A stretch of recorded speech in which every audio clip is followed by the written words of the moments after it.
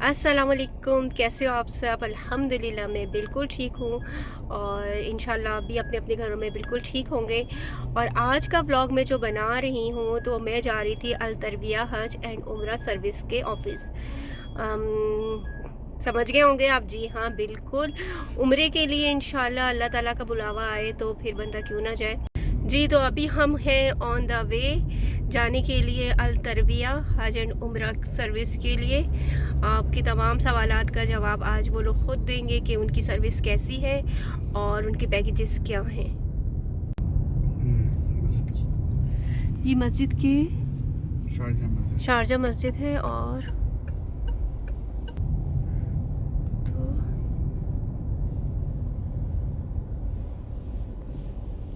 For हज हज के दिन को अल तरविया कहते हैं। ठीक है, अल तरविया की 3 ब्रांचें हैं हज उम्रा की। अबू धाबी में है, रसल खैमा में है, शारजा में है।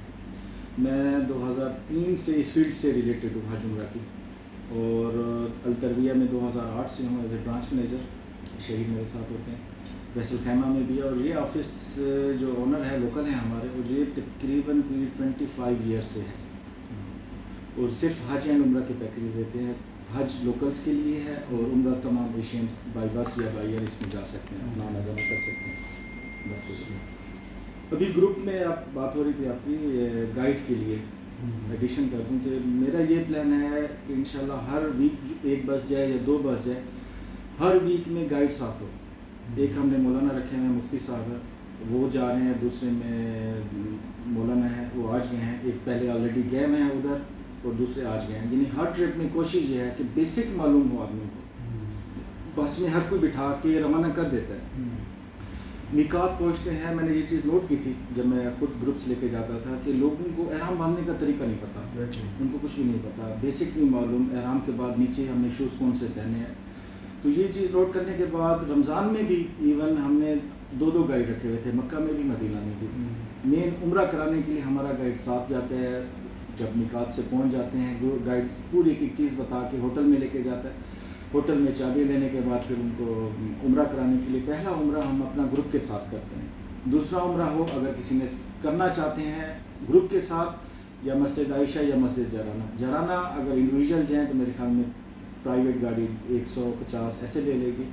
तो अगर लोगों की मशावरत हो, सब कहें कि जी हमें दूसरा उम्रा करें, तो गाइड जाएगा उनको दोबारा उम्रा कराएगा। लेकिन उसमें क्या होगा, वो पेड सर्विस होगी। किस लिए पेड होगी कि उसने बस अरेंजमेंट करनी है, उन सबको जमा करके लेके जाएगा, बस के चार्जेस देने हैं। बाकी उम्रे के ज़ियारात के कोई चार्जेस नहीं है। हमारी ज़ियारात हमारी 4 मक्का मुकरमा की होती हैं, 4 मदीना की होती हैं। मक्का की ज़ियारात साइट भी होती है, गाड़ी में बिठा के, मीना, अरफा, मुज़दलिफ़ा, जबल रहमा, यहाँ पर गाड़ी में बिठा के जबल रहमा पे कुछ देर के लिए रुकते हैं। हाँ, अगर कोई साथी चाहता है कि मैंने गाड़ी हिरा जाना है तो वो इंडिविजुअल प्राइवेट तौर पर जा सकते हैं, क्योंकि वहाँ जाने के लिए ऊपर काफ़ी टाइम दरकार होता है।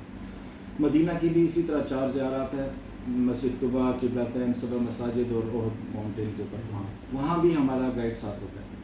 अभी इंशाल्लाह यही प्लान बना के किया है कि गाइड साथ हो ताकि रहनुमाई आवाम को मिले, बेसिक मालूम हो। अभी तीसरा ट्रिप है, इंशाल्लाह हर हफ्ते के साथ एक गाइड वहाँ पर अवेलेबल है ग्रुप के साथ। तो आप क्या सजेस्ट करते हैं, लोग अल तरबिया को क्यों सजेस्ट करें? यानी इतने सारे हैं दुबई में तो हाँ, तो तरबिया के लिए देखिए हर एक का बजट और पैकेज के मुताबिक। मेरा पैकेज मोस्टली हाई रहा है बनिस्बत बाकियों के। मैं फोकस ये करता हूँ कि सर्विस हो, सर्विस के ऊपर कॉम्प्रोमाइज़ नहीं करता मैं। यानी जो बंदा एक जा रहा है 8 दिन के लिए स्टे है, 10 दिन के लिए, कम से कम वो आके उसकी इबादत यानी कंफर्टेबल हो उसकी। ऐसा ना हो कि वो बेचारा वहाँ जाए, होटल दूर मिले, गाइडेंस उसको कुछ ना हो, भटक जाए, बीमार हो जाए, अल्लाह ना करे ऐसा कुछ किसी के साथ पेश आए। लेकिन यह है कि प्रॉपर उसको गाइडेंस मिले, और इसी के ऊपर मेरा फोकस है कि प्रॉपर गाइड मिले। एक बंदा जाए इतने पैसे खर्च करके, कम से कम उसको एक किसी 50 बंदों के ग्रुप में अगर 1-2 का भी सही नीयत हमने बताने में कामयाब हो गए तो हमारे लिए बहुत है।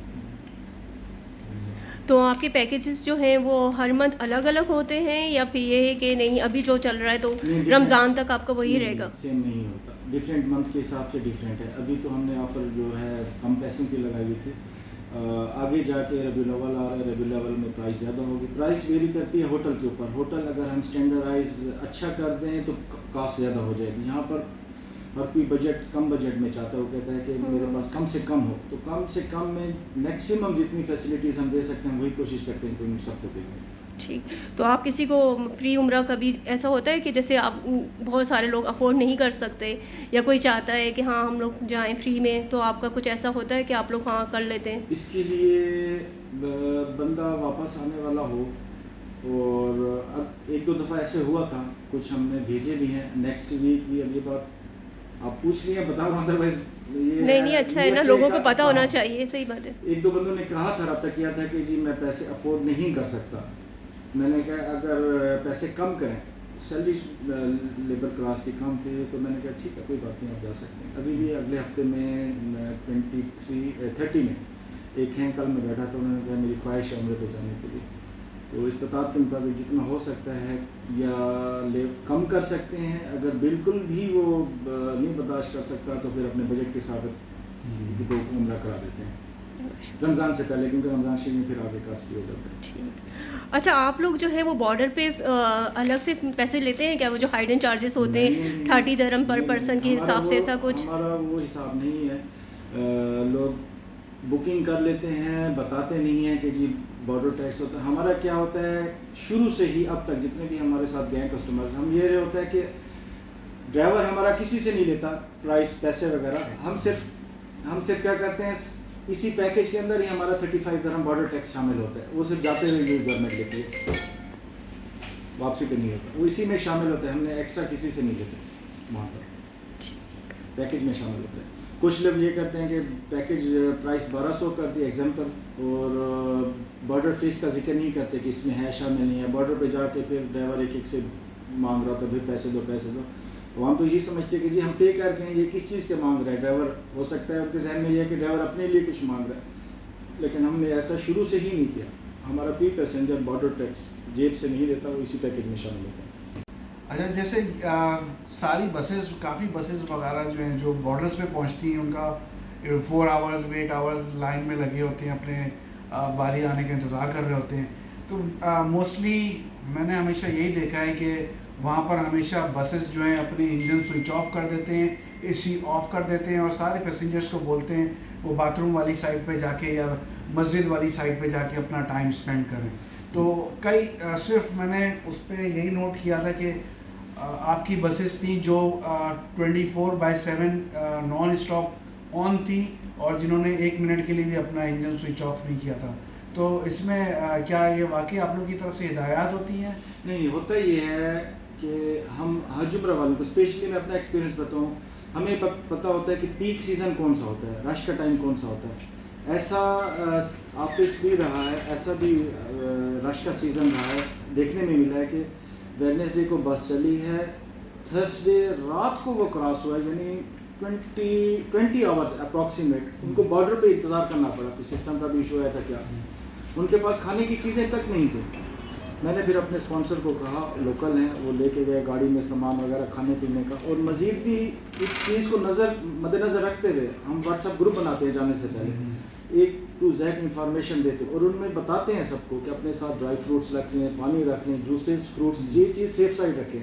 सऊदी बॉर्डर पे कोई खाने पीने के लिए कैफेटेरिया वगैरह कुछ भी नहीं है, ना ही कोई प्रॉपर लाउंज है। लाउंज है सिर्फ इमिग्रेशन का, जहाँ पर जब नंबर आती है हर कोई बायोमेट्रिक के लिए जाता है।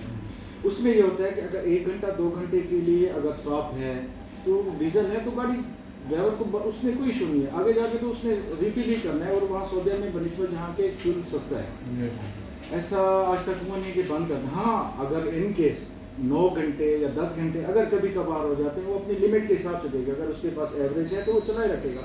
हाँ, अब ऐसा भी नहीं है कि बंदे सारे बाहर हों, वो गाड़ी को चलाता रहे, ये भी मुमकिन नहीं है। मोस्टली रात का टाइम होता है, हर कोई बाहर निकल जाता है।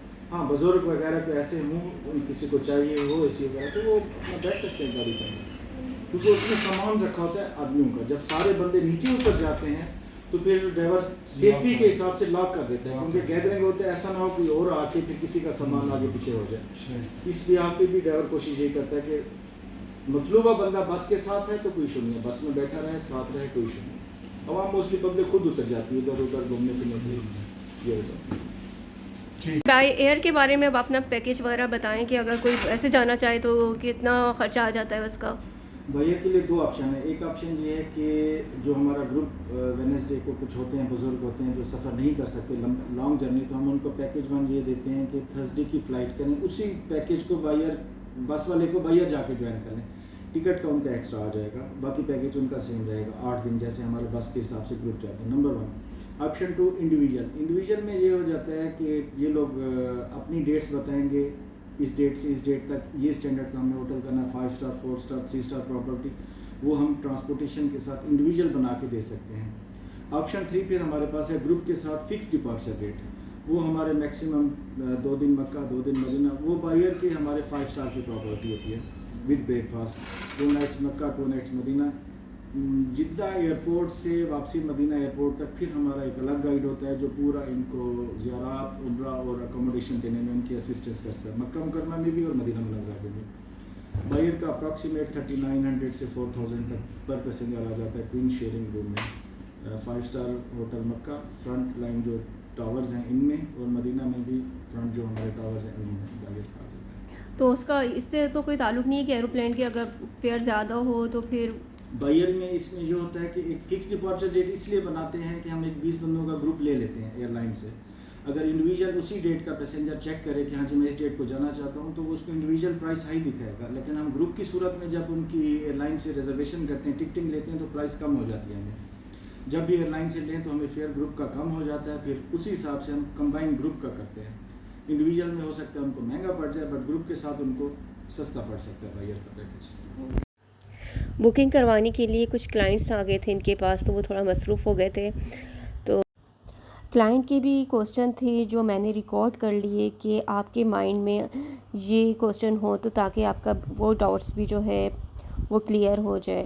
गाड़ी क्रॉसिंग के लिए मना किया है, लाजिम 2 ड्राइवर होने चाहिए। हम लोग यहाँ से निकल देंगे बस इंशाल्लाह। सुबह हमारा टारगेट ये होता है 7:30 बजे बस मूव कर जाए, 7:30 बजे बस मूव कर जाए। अबू धाबी या तरीफ में हम ज़ोहर की नमाज़ के लिए रुकते हैं, उसके बाद मगरिब की नमाज़ हमने बॉर्डर सऊदी पे पढ़ ली है, इमिग्रेशन क्रॉस करके पढ़ ली है, तो नेक्स्ट डे इंशाल्लाह ज़ोहर की नमाज़ हमारी पहुंच जाएगी वहाँ पर ताइफ में। और आपके होटल कितने दूर हैं?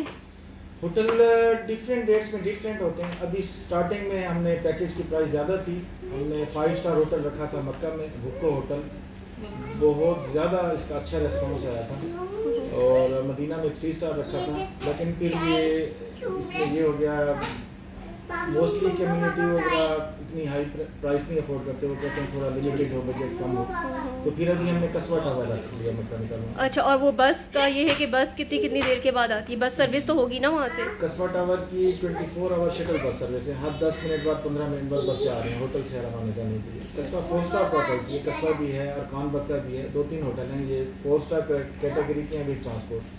मक्का के होटल स्टैंडर्ड में अच्छे हो जाते हैं, दूर चले जाते हैं। मदीना के होटल मक्का की निस्बत स्टैंडर्ड में लो हो जाते हैं, बट नज़दीक हो जाते हैं। और मदीना में कौन सा होटल दे रहे हैं अभी आप आजकल?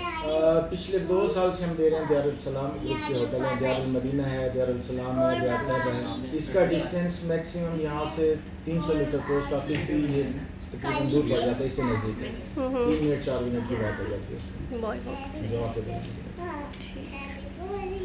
Thank you. इंशाल्लाह आपके साथ मैं भी उम्रा करूँगी, और इंशाल्लाह खुद जाएं और खुद आके बताइएगा कि तरबिया की सर्विस कैसी है। बिल्कुल, थैंक यू, बहुत बहुत शुक्रिया आपका। अल्लाह आपके कारोबार में बरकत दे। इंशाल्लाह आपके साथ मिलके बहुत अच्छा लगा। शुक्रिया मेरे को, थैंक यू। अल्लाह हाफिज़। और अगर आपको एहराम चाहिए तो वो भी यहाँ पर आपको मिल जाएगा, आपको बाहर जाने की ज़रूरत नहीं है।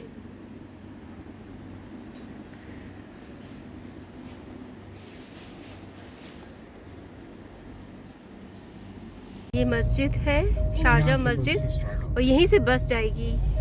और बिल्कुल आप जो है ये फर्स्ट वाली गली जैद कैसे समझाएंगे? एग्जैक्टली ये राइट वाली स्ट्रीट, देन राइट टर्न करते ही फर्स्ट शॉप।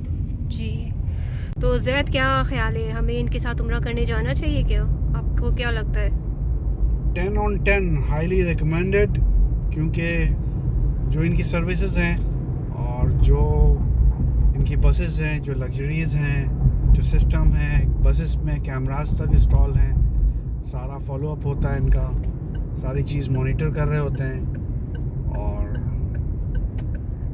मुझे भी बहुत अच्छा लगा कि मुझे भी ये कि लग्जरी है, बहुत अच्छा है। बच्चों के साथ भी अगर आप 10 लोग on 10। जाना चाहें तो बहुत अच्छा इनकी सर्विस है।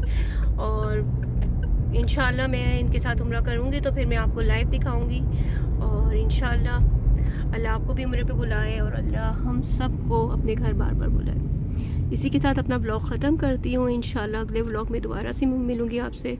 अल्लाह हाफिज़, अपना बहुत ख्याल रखिएगा। अल्लाह हाफिज़।